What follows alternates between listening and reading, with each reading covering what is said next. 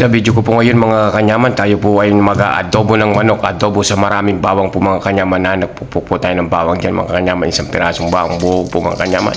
Yan, pinainit na natin yung ating kawali ng konting mantika at saka konting margarine po. Ayan na po yung bawang po mga kanyaman, isang buo po yung ginamit ko mga kanyaman. Hindi ko na po tinanggalan ng balat mga kanyaman. At saka yung manok po natin, ipinirito po natin ng konti mga kanyaman. Ito po yung adobo sa bawang mga kanyaman na manok mga kanyaman.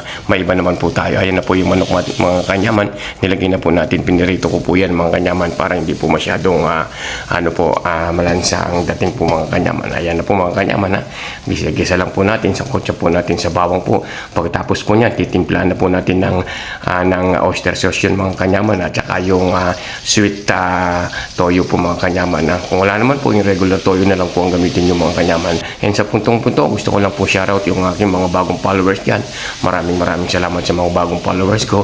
At sa mga katulad kong OFW, laban lang po tayo mga kanyaman sa mga nasalantang po ng bagyo sa Pilipinas po. Sana po ay makabangon tayo kaagad at basbasan po sa ang bayan nating Pilipinas. Ayan na po mga kanyaman, tingnan nyo naman po mga kanyaman, pwede na pong pampulutan yan, pwede pong panganda, pwede pong pangmalakasan na ulam mga kanyaman. Magsahin ka ng marami kapag ganyan po ang adobo natin mga kanyaman. Wow, amoy na amoy po ni Marites yan, panigurado.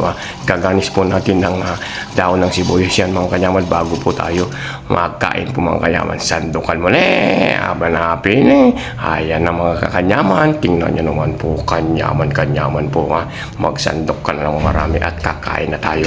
Ayan, nakita nyo naman po yung chili garlic ko po, kaya pinagsasaw ko po yan mga kanyaman. Unang subo para kay Marites. Wow, ang sarap po, kanyaman po, at may togi din po ako dyan mga kanyaman.